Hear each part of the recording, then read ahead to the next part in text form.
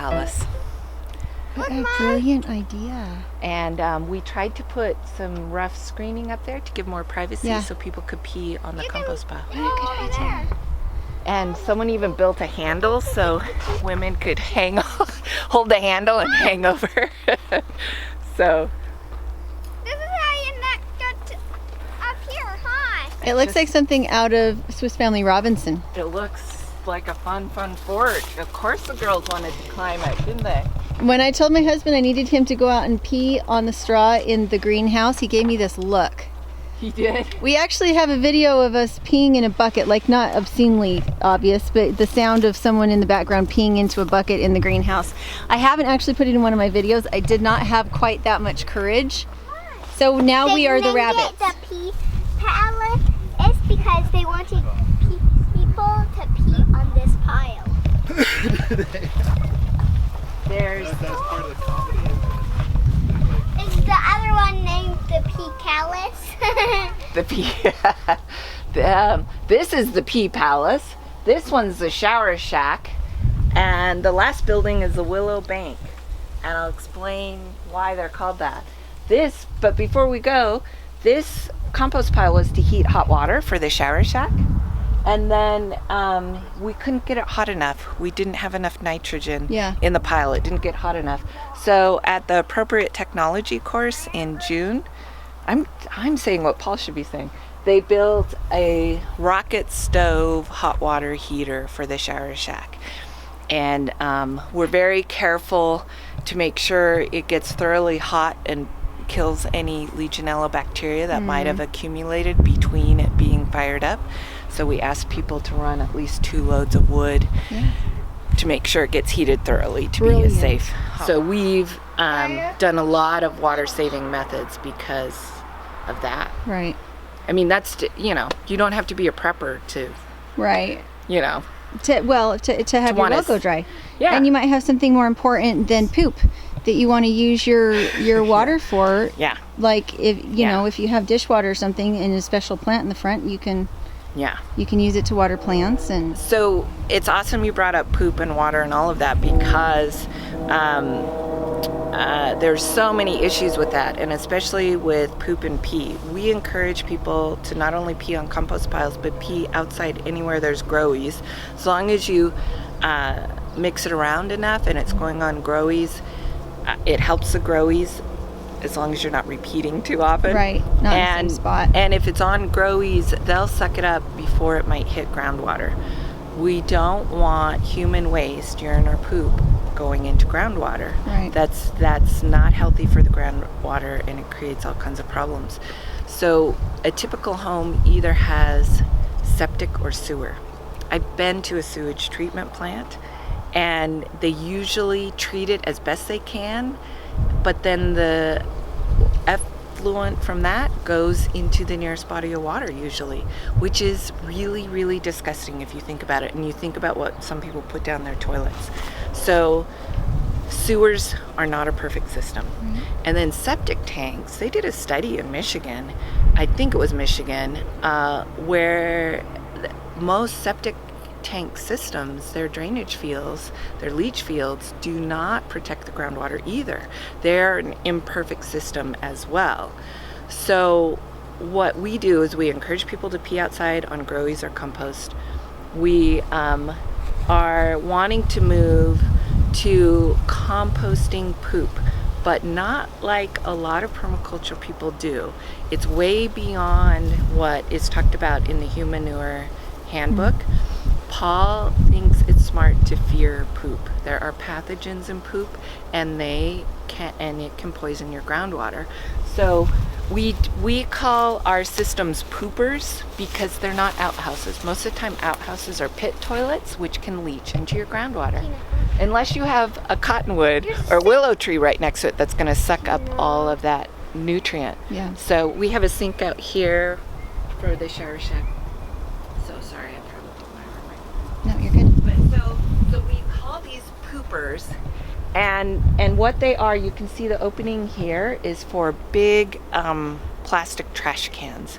We want dry poop, not urine. We have a urine diverter on one side inside. that you cover with some sawdust. And we want it to dry when we close it up, and we let it sit at least 2 years before putting it on a fiber crop. We would not put it on a food crop. We would not put it in the veggie garden. We would put it on a fiber crop, something used for basket weaving, wood fuel, fiber, you know, cottonwoods, willows, those kind of things. So we consider that willow feeders in a way, and that's willow food. So this is the willow bank where you make deposits for the willow trees. That's I should let beautiful. Paul talk more. That's Anyway. amazing. So I think that's fantastic. yeah, so we're hoping, Paul's goal is that if the Department of Making You Sad ever came here, this would be a superior system to a septic tank or sewer. Right. That it's never going to, and then also the way it's designed keeps flies out of it even, so that it's not, you're not getting the potential transfer of pathogens from the flies or other things. Paul, I'm saying your spiel. You're doing You good. should do it.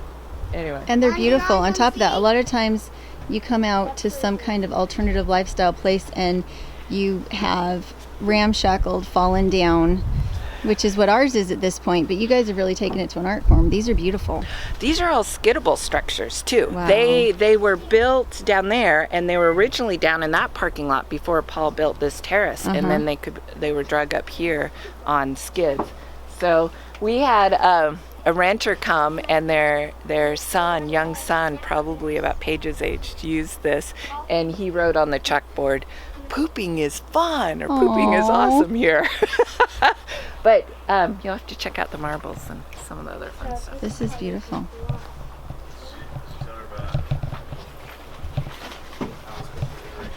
So this is where they put it says Paul poops here.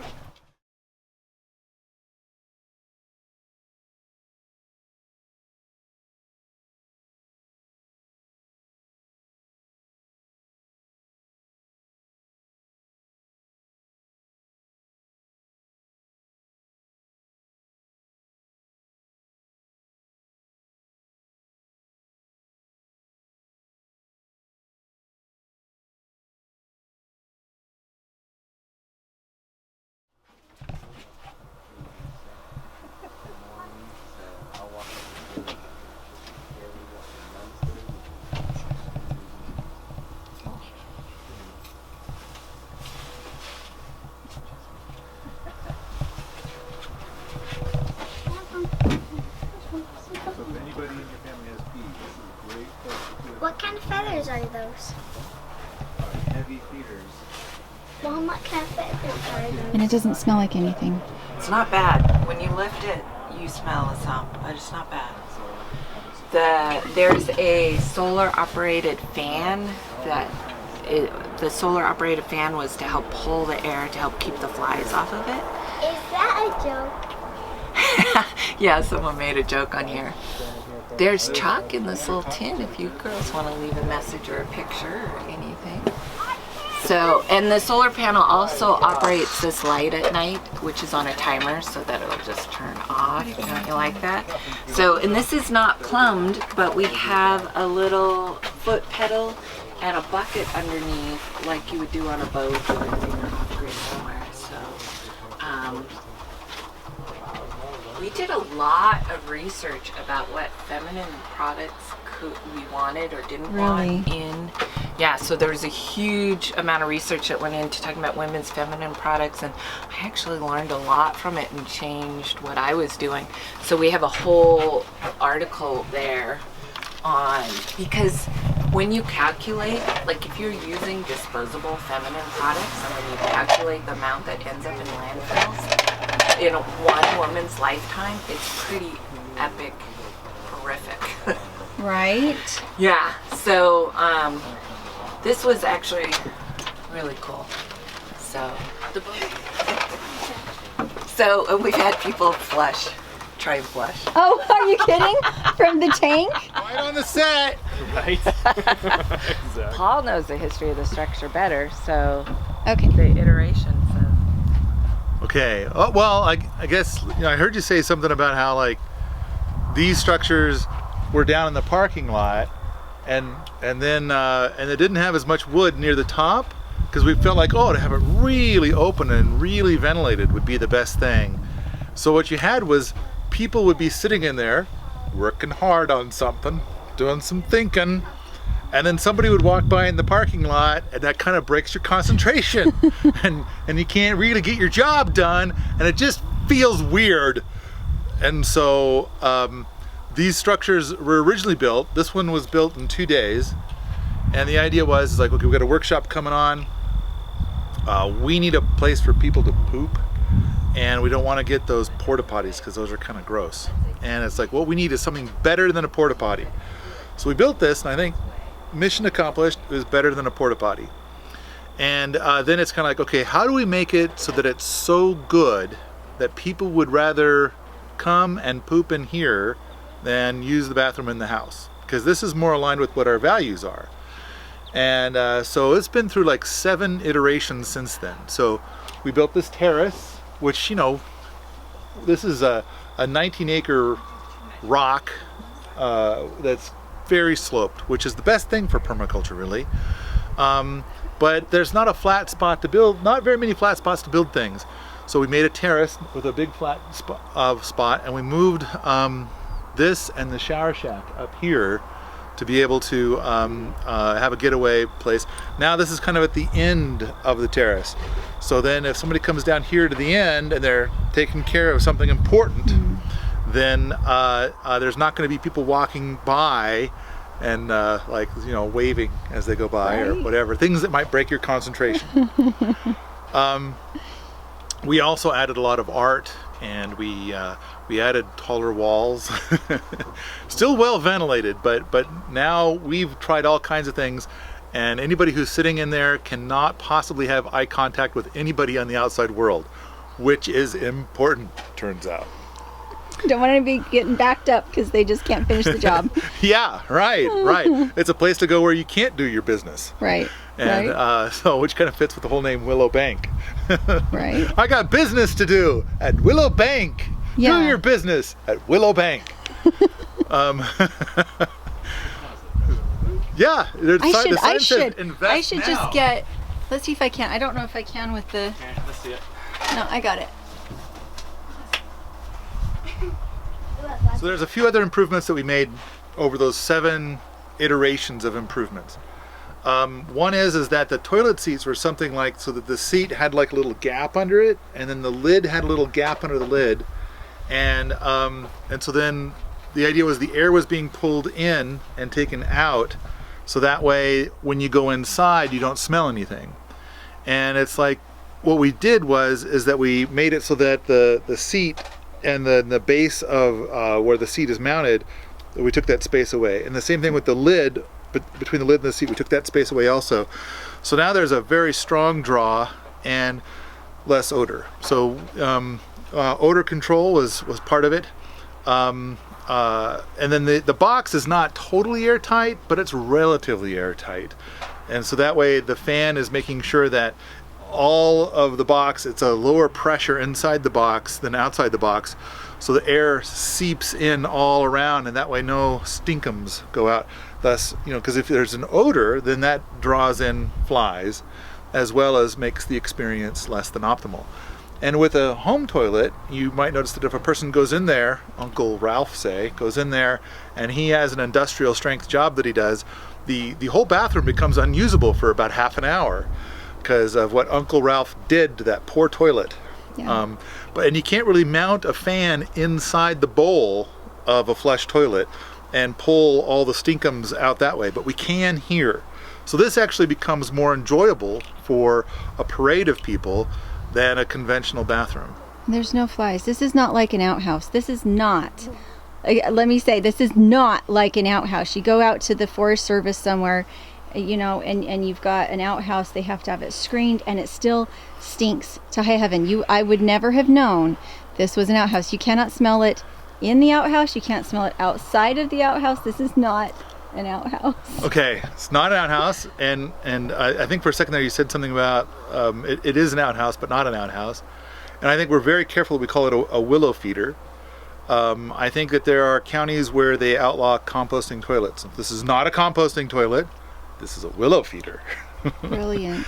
And I think that we're doing a lot of things that are very different. A lot of composting toilets have a system where it's like maybe twice a week or maybe every day you've got this 5-gallon bucket full of stuff that you don't want to deal with, that you're taking out and you're going to turn upside down into a compost pile, and you're going to see all of that material, which I don't know about other people, but I don't want to look at that. I kind of feel like, you know, I had a moment where it was kind of like part of what I was doing at the moment, and I had to, like, you know, but it's like I like the idea that it goes into a black hole and you never see it again. Well, and you contact it. You have splashy things, you have animals that can get into it, into a compost pile.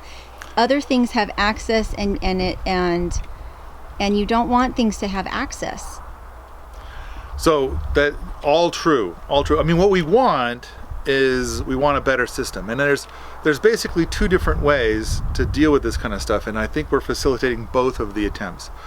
One way is that all the material that goes into this garbage can is mostly nitrogen and carbon, which it turns out those are the exact things that we want to have in our soil.